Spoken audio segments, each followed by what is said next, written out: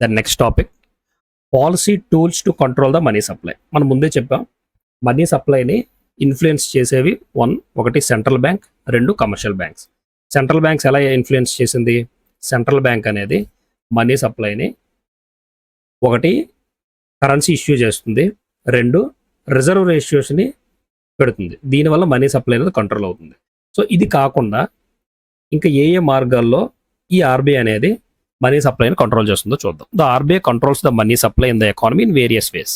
The tools used by the central bank to control the money supply are: number 1 is quantitative tools, number 2 is qualitative tools. ఒకటి quantitative, రెండు qualitative.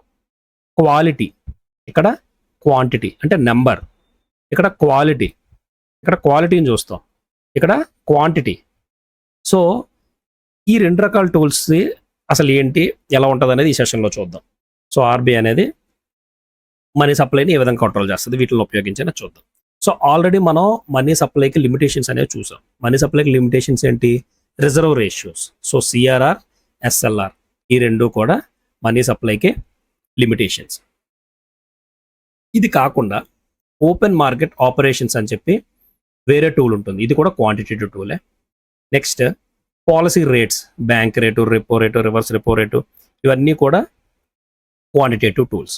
ఇవి కాకుండా qualitative tools అని ఉంటాయి.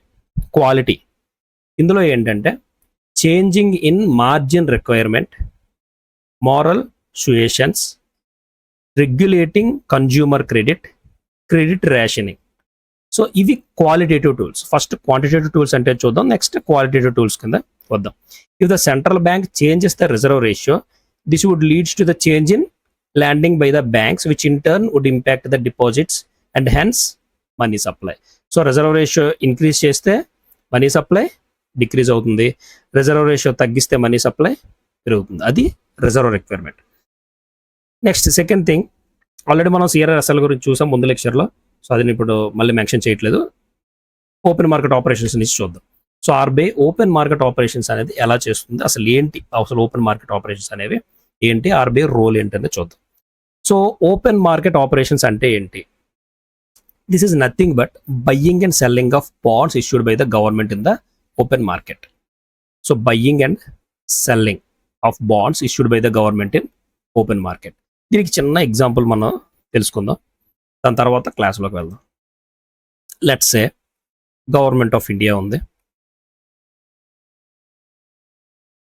ఇది market, money in circulation let's say 100 rupees ఉంది.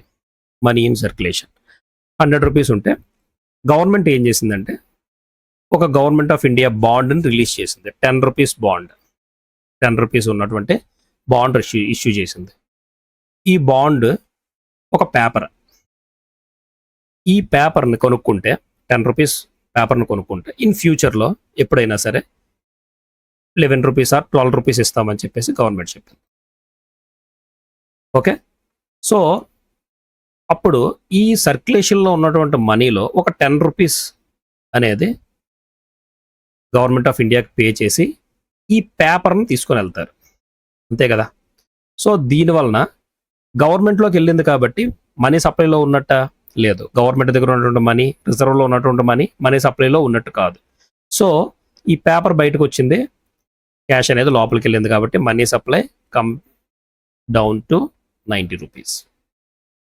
అర్థమైంది కదా. ఇఫ్ ఇన్ కేస్ నెక్స్ట్ సెషన్లో ఏం చేస్తుంది, ఈ పేపర్ అనేది గవర్నమెంట్ కొనుక్కుంటుంది, మళ్ళీ 10 rupees or 11 rupees or 12 rupees అనేది ఇంజెక్ట్ చేస్తుంది. ఏమొస్తుంది, రూపీస్ అనేవి ఇంజెక్ట్ అవుతాయి, మళ్ళీ 100 రూపీస్కి వెళ్తుంది. సో ఈ విధంగా గవర్నమెంట్ ఆఫ్ ఇండియా అనేది బాండ్స్ని ఇష్యూ చేయడం చేస్తాయి. సో డైరెక్ట్గా గవర్నమెంట్ ఆఫ్ ఇండియా చేయకుండా on behalf of government of India RBI అనేది ఈ పని చేస్తుంది, బాండ్స్ని కొనడం అమ్మడం చేస్తుంది. దీన్నే ఓపెన్ మార్కెట్ ఆపరేషన్స్ అంట. సో మార్కెట్లో కొనుగోలు చేయడం, అమ్మడం, కొనుగోలు చేయడం ఇదే చేస్తుంది ఆర్బీఐ. సో ఎప్పుడు చేస్తుంది, ఎలా చేస్తుంది అనేది మనం చూద్దాం. ఇందులో ఎన్ని రకాలు ఉన్నాయి. Open market operations, OMO. So this purchase and sale is entrusted to the central bank on behalf of government. When RBI buys a government bond, RBI అనేది government bond in the open market నుంచి కొనుక్కుంటే it pays for it by giving money. అంతే కదా. So తీసుకుంటే this money increases the total amount of reserves in the economy and thus increases the money supply. Selling of bond by RBI to private individuals or institutions. ఒక bond నమ్మితే ఏమవుతుంది, reduction in the money supply, reverse జరుగుతుంది. So RBI అనేది number 1 by చేసింది, number 2 cell చేసింది. Money supply ఏమవుతుంది, బాండ్ని by చేసుకుంది, అది కొనుక్కుంది, అంటే డబ్బులు అనేవి ఇండివిజువల్కి ఇస్తున్నారు, అప్పుడు మనీ సప్లై ఇంక్రీజ్ అవుతుంది. సెల్ చేస్తే మనీ సప్లై తగ్గుతుంది. ఆర్బీఐ ఓపెన్ మార్కెట్ ఆపరేషన్స్లో బాండ్స్ని బై చేస్తే మనీ సప్లై పెరుగుతుంది, సెల్ చేస్తే మనీ సప్లై తగ్గుతుంది. సో ఈ విధంగా ఓపెన్ మార్కెట్ ఆపరేషన్స్ అనేవి 2 రకాలు. ఒకటి అవుట్ రైట్, రెండోది రెపో. అవుట్ రైట్ అంటే ఏంటి, రెపో అంటే ఏంటి? అవుట్ రైట్ అంటే ఏంటంటే injection or absorption of money is of permanent in nature. So పర్మనెంట్గా చేస్తే అది అవుట్ రైట్. రీపర్చేజ్ అగ్రిమెంట్స్ చేస్తే అది రెపో. ఏం లేదు, ఒక బాండ్ను కొన్నది మళ్ళీ అమ్ముతుంది. సో కొనడం అమ్మడం అనేది ఒక అగ్రిమెంట్. సో అది రీపర్చేజ్. కొంటది అమ్ముతుంది, కొంటుంది అమ్ముతుంది. అలా కాకుండా ఒక్కసారే కొంటుంది, ఇంకా అమ్మడం అనేది ఎప్పుడైనా చెప్పదు, అసలు చేస్తుందో చేయదో కూడా తెలియదు. అది అవుట్ రైట్, అది పర్మనెంట్ ఇన్ నేచర్. ఒకసారి మనీ సప్లై బాగా ఎక్కువగా ఉంది, ఆర్బీఐ అనుకుందంటే మనీ సప్లై తగ్గించాలి అంటే గవర్నమెంట్ ఆఫ్ ఇండియా బాండ్స్ని రిలీజ్ చేస్తుంది. సో ఎప్పుడు ఫ్యూచర్ డేట్ అనేది ఏమి లేకుండా రిలీజ్ చేసి వస్తుంది. ఇన్ ఫ్యూచర్లో కొంటానని చెప్పేసి పర్టికులర్గా టైం చెప్పడం, పర్మనెంట్గా చేస్తుంది. అలా కాకుండా అగ్రిమెంట్ రూపంలో నేను ఇప్పుడు కొన్ని సెక్యూరిటీస్ నీకు ఇస్తాను, ఒక 5 days తర్వాత లేదా 1 month తర్వాత 30 days తర్వాత నేను మళ్ళీ కొనుక్కుంటా అని చెప్పి ఒక అగ్రిమెంట్ ఉంటుంది. అది రెపో అంటారు, రీపర్చేజ్ అగ్రిమెంట్. ఆర్ఈపిఓ అంటే repurchase agreement. So first outright అంటే ఏంటంటే outright open market operations are permanent in nature. So ఇవి పర్మనెంట్గా చేసేవి. When the central bank buys the securities thus injecting money into the system, it is without any promise to sell them later. ఎలాంటి promise చేయదు. Similarly when the central bank sell these securities without any promise to buy, కొంటుంది మళ్ళీ అమ్ముతానని చెప్పదు, అమ్ముతుంది మళ్ళీ కొంటానని చెప్పదు. అలాంటివి అయితే ఏవైతే ఉన్నాయో అవి అవుట్ రైట్ మూమెంట్స్ అంటారు. వాటిని outright moments. Maximum long term బాండ్స్లో ఇలాంటివి జరుగుతుంటాయి. అది ఒకటి మనీ సప్లైకి పర్మనెంట్గా సొల్యూషన్ తీసుకొస్తుంది. అలా కాకుండా రీపర్చేజ్ ఆబ్లిగేషన్స్ అంటే ఏంటి? రీపర్చేజ్ అంటే ఏం లేదు, type of operation in which when the central bank buys the security with specification about date and price of resale of the security. ఎప్పుడు కొంటానో అనేది, ఎంత కొంటాను అనేది ఖచ్చితంగా అక్కడ చెప్తుంది, మెన్షన్ చేస్తుంది. ఇలాంటి అగ్రిమెంట్స్నే మనం repurchase agreements or repo agreements అంటారు. Okay, so repo agreement, then reverse repo agreement. Instead of outright sale of a securities, the central bank may sell the securities through an agreement which has a specification about date and price at which it will be repurchased. This type of agreement is called reverse repo. Reverse repo lo securities ni sell చేస్తుంది, రెపోలో by చేస్తుంది. So దీని in డీటెయిల్గా చూద్దాం. Repo rate and reverse repo rate. Repo, reverse repo మనకు జనరల్గా వినేటటువంటి పదాలు ఇవి, repo rate and reverse repo. ఎందుకోసం ఉపయోగపడతాయి చూద్దాం. సేమ్ మనం ఎలా అయితే బ్యాంక్స్ దగ్గర లెండింగ్ చేస్తామో బ్యాంక్స్ కూడా ఆర్బీఐ దగ్గర నుంచి లోన్స్ తీసుకుంటాయి. బ్యాంక్స్ అనేవి ఆర్బీఐ దగ్గర లోన్స్ తీసుకుంటాయి.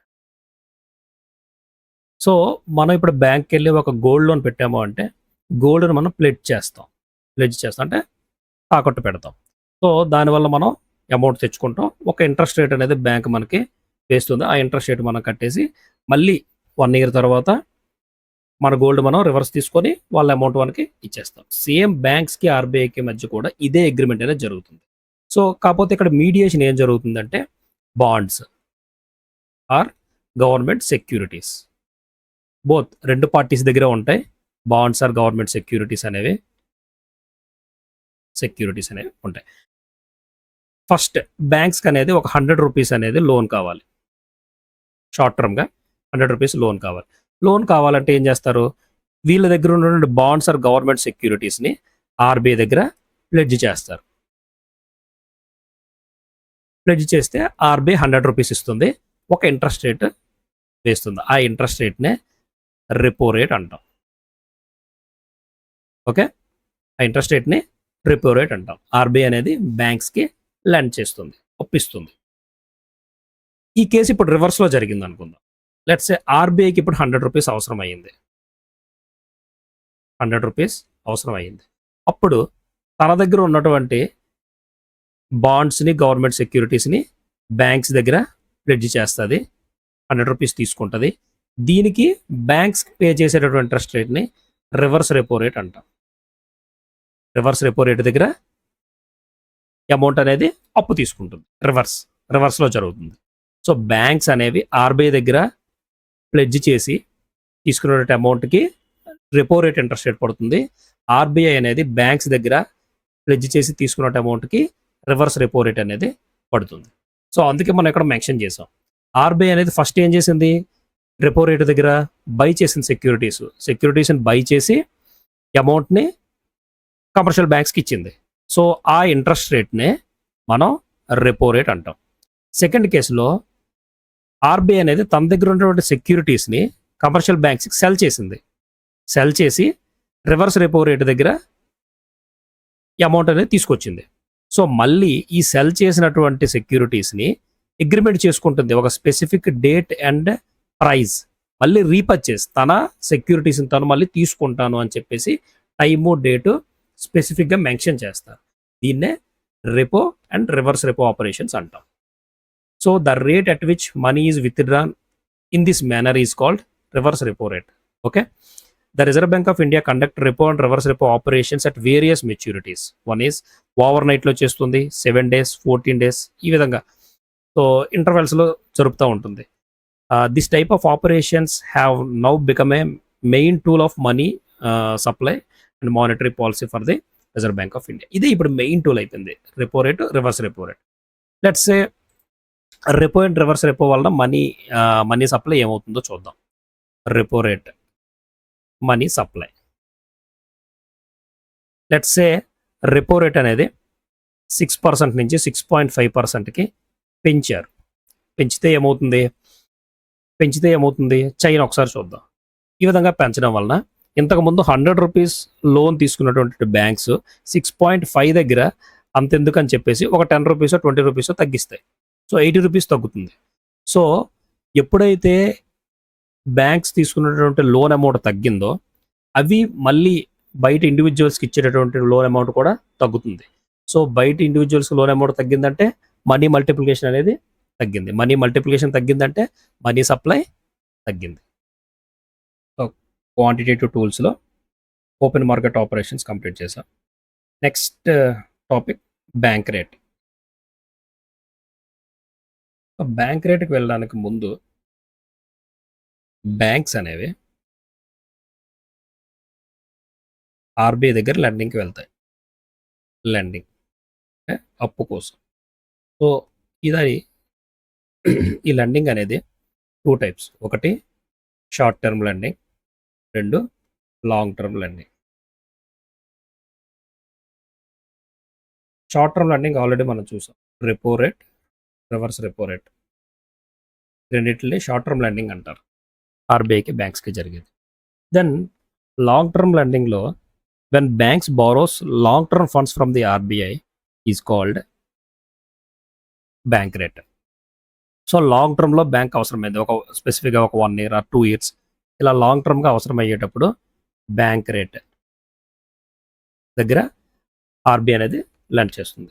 Bank rate is not the main tool to the control the money supply. Only repo rate, reverse repo రేట్ను మాత్రమే మనం మనీ సప్లైకి మెయిన్ టూల్ కింద వాడుతారు. ఈ బ్యాంక్ రేట్ అనేది మెయిన్ టూల్ కింద వాడట్లేదు ప్రజెంట్. సో ఏంటి difference repo rate, reverse repo rate, bank rate ఏం డిఫరెన్స్ ఉంటాయి. సో ఎప్పుడైతే షార్ట్ టర్మ్ దగ్గర బ్యాంక్స్ అనేవి లెండింగ్కి వెళ్ళేటప్పుడు రెపో రేట్లో కానీ రివర్స్ రెపో రేట్లో కానీ ఇంట్రెస్ట్ రేట్ అనేది 6 to 6.5 ఉంటుంది. కొలేటరల్ అనేది సెక్యూరిటీస్ని పెడతారు. బాండ్స్ కానీ గవర్నమెంట్ బాండ్స్ కానీ ఏదో ఒకటి ప్లెడ్జ్ చేయాల్సి వస్తుంది షార్ట్ టర్మ్లో. అదే లాంగ్ టర్మ్లో బ్యాంక్ రేట్ దగ్గర తీసుకునేటప్పుడు కొలేటరల్ అనేది అవసరం ఉండదు, నో కొలేటరల్. కాకపోతే ఇంట్రెస్ట్ రేట్ అనేది రెపో రేట్ కన్నా ఎక్కువ ఉంటుంది. ఇంట్రెస్ట్ రేట్ రెపో రేట్ కన్నా ఎక్కువ ఉంటుంది. సో కొలేటరల్ మాత్రం అవసరం ఉండదు. Major difference short term and long term, right? ఇప్పుడు బ్యాంక్ రేట్ అంటే ఏంటో చూద్దాం. So the RBI can influence money supply by changing the rate at which it gives loans to the commercial banks. So same money సప్లైని మార్చాలి అంటే రెండిట్లో ఏ tool అయినా వాడచ్చు ఆర్బీఐ. ఒకటి రెపో రేట్, రివర్స్ రెపో రేట్నైనా మార్చొచ్చు, లేదంటే బ్యాంక్ రేట్నైనా మార్చొచ్చు. ఏది మార్చినా సరే అల్టిమేట్గా ఎఫెక్ట్ అయ్యేది money supply. Money supply increase అవ్వడం కానీ డిక్రీజ్ అవ్వడం కానీ జరుగుతుంది. కాకపోతే ఆర్బీఐ కామన్గా వాడేది రెపో, రివర్స్ రెపో. రెపో అగ్రిమెంట్ని మాత్రమే కామన్గా వాడుతున్నారు, బ్యాంక్ రేట్ని అంత కామన్గా వాడరు. By increasing the bank rates loans taken by the commercial bank becomes more expensive. This reduces the reserves held by the commercial bank and hence decrease the money supply, right? So a fall in the bank rate can increase the money supply. Bank rate తగ్గిందంటే long టర్మ్గా banks అనేవి ఎక్కువ అమౌంట్ని lend చేస్తాయి. Okay, ఇది bank rate. So next topic qualitative tools. So quantitative tools అయిపోయింది, qualitative tools.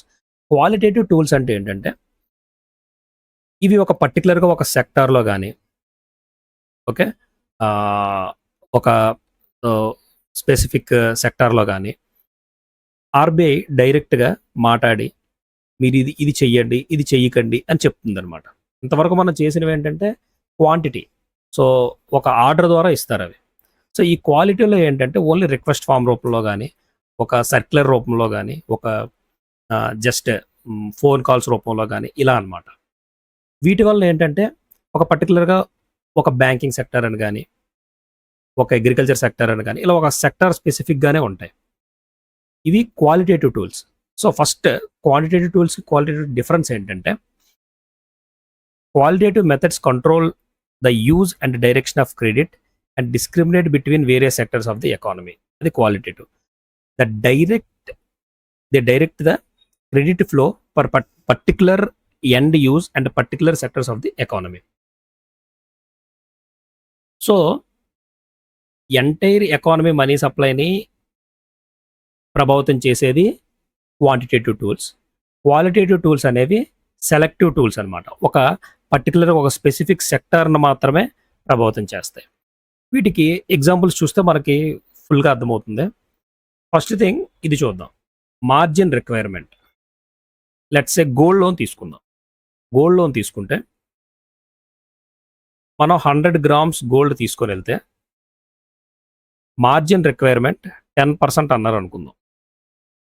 అంటే నువ్వు తీసుకెళ్ళిన 100 grams-లో 90 grams వరకు మాత్రమే లోన్ వస్తుంది. ఇది కాకుండా let's say 40 lakhs housing loan కావాలి మనకి.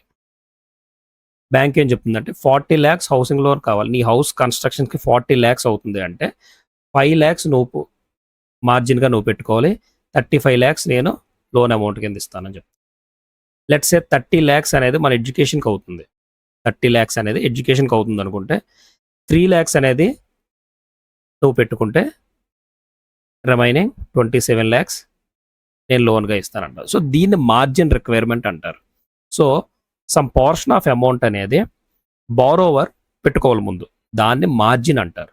So margin is the amount that has to be contributed by the borrower for availing any loan.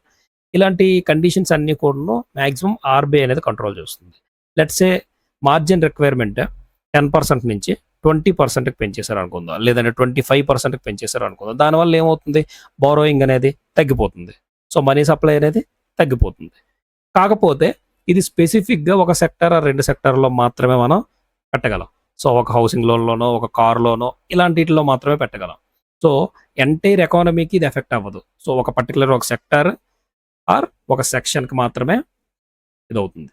Next credit rationing అంటే ఏంటి? Under credit rationing RBI fixes A ceiling limit, maximum limit on loans and advances of various categories. So let's say ఒక పర్టికులర్గా ఒక sector ఉంది, ఆ సెక్టార్లో 10 lakhs వరకు మాత్రమే ఇస్తారు, మ్యాక్సిమం అమౌంట్ 10 lakhs, అంతకు మించి తీసుకోవడానికి లేదు అనుకుందాం. ఫర్ సే స్మాల్ ఎంటర్ప్రైజెస్ ఉన్నాయి, స్మాల్ ఎంటర్ప్రైజెస్కి సీలింగ్ లిమిట్ 10 lakhs అన్నాం. సో 10 lakhs అబోవ్ మనం లోన్ ఇవ్వడానికి లేదు, మ్యాక్సిమం లిమిట్ 10 lakhs పెట్టాడు. లేదంటే ఒక కార్ లోన్ ఉంది, మ్యాక్సిమం ఒక కార్ లోన్ ఇచ్చే లిమిట్ 20 lakhs సీలింగ్ పెట్టాడు అనుకుందాం.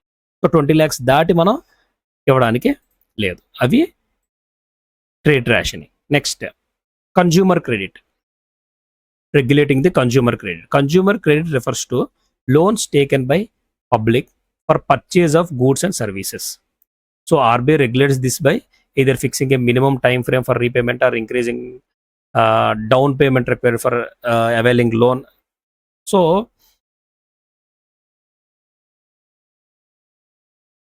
next, moral suasions. RBI uses request చేసి లేదంటే ఫోన్ కాల్ ద్వారా లేదా అడ్వైస్ చేసి ఏం చేస్తుందంటే కంప్లీట్గా మన ఎకనామిక్ ఇంట్రెస్ట్ని బేస్ చేసుకొని మీరు తగ్గించండి, పర్టికులర్ లోన్లు ఇవ్వాలని కానీ ఇవ్వకూడదని కానీ ఇలాంటివన్నీ కూడా ఫోన్ కాల్స్ ద్వారా చెప్తుంది అనమాట. లేదంటే ఒక మీటింగ్ పెట్టి కానీ ఇలా ఒక అడ్వైస్ ఇవ్వడం అంతే. ఇది morally binding, not legally. So advise is morally binding. వీటిని క్వాలిటేటివ్ టూల్స్ అంటాం. సో మనకి ఇందులో మేజర్గా వచ్చేటటువంటి బిట్స్ ఎలా ఉంటాయంటే క్వాంటిటేటివ్ టూల్స్ అంటే ఏంటి, క్వాలిటేటివ్ టూల్స్ ఏంటంటే మోరల్ సుయేషన్స్ అనేది క్వాంటిటేటివ్ టూలా, క్వాలిటేటివ్ టూలా, సిఆర్ఆర్ ఎస్ఎల్ఆర్ అనేది క్వాంటిటేటివ్ టూలా, క్వాలిటేటివ్ టూలా, repo rate reverse repo rate క్వాంటిటేటివా, క్వాలిటేటివా. సో మేజర్గా వచ్చే బిట్ క్వాలిటేటివ్ టూల్స్ నుంచి వస్తుంది. కొంచెం ఈ రెండింటిని గుర్తుపెట్టుకుంటే సరిపోతుంది. And last one, very very important, narrow and broad money. Narrow and broad money. So first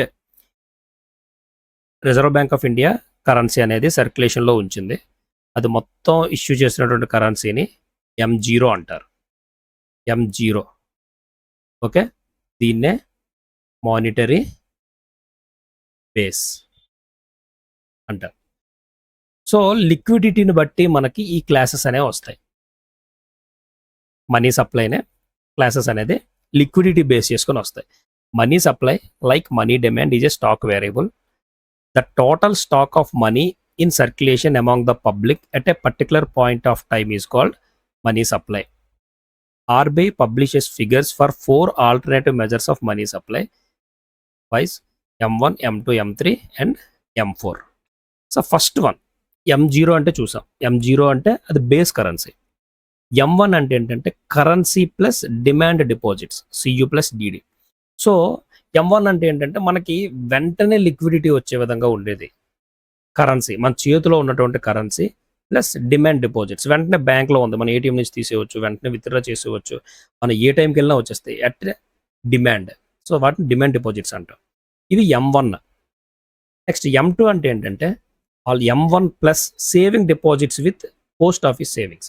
so post ఆఫీస్లో ఉన్నటువంటి సేవింగ్స్ డిపాజిట్స్ పోస్ట్ ఆఫీస్లో ఉన్నటువంటి సేవింగ్ డిపాజిట్స్, ఇవి M2. ఈ రెండింటిని నేరో మనీ అంటారు, అంటే హై లిక్విడ్ ఉంటుంది, సో వెంటనే మనకి అమౌంట్ వచ్చేస్తుంది. నెక్స్ట్ M3 అంటే ఏంటంటే M1 plus net time deposits of the commercial bank, net time deposits. So already M1లో డిమాండ్ డిపాజిట్స్ చూసాం, M3లో ఆ demand deposits plus time deposits కలిపితే M3 అవుతుంది. M4 అంటే ఏంటంటే M3 plus total deposits with post office savings. M2లోని M4లోని పోస్ట్ ఆఫీస్ సేవింగ్స్ అనేవి ఇంక్లూడ్ అవుతాయి. M1లోని M3లోని కమర్షియల్ బ్యాంక్స్ తాలూకు డిపాజిట్స్ అనేవి ఇంక్లూడ్ అవుతాయి, అది గుర్తుపెట్టుకోండి.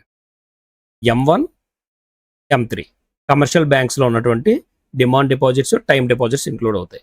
M2 అండ్ M4లో పోస్ట్ ఆఫీస్ తాలూకా savings deposits, total deposits include అవుతాయి. So M1, M2 is narrow money, M3, M4 is broad money. So liquidity మనం చూసుకున్నట్టయితే హైయెస్ట్ లిక్విడ్ M0 ఉంటుంది, తర్వాత M1, M2, M3, M4. Very very very important question ఇది. Narrow money, broad మనీలో ఏది ఎక్కడ include అవుతుంది అనేది చాలా బాగా గుర్తుపెట్టుకోండి. సో లిక్విడిటీని బేస్ చేసుకుంటూ వస్తుంది. M1, M3లో కమర్షియల్ బ్యాంక్స్ తాలూకా demand deposits, time deposits add అవుతాయి. M1లో కరెన్సీ ప్లస్ డిమాండ్ డిపాజిట్స్, M3లో currency plus demand deposits plus time deposits. Okay, M2లో currency plus demand deposits plus post office savings add అవుతాయి.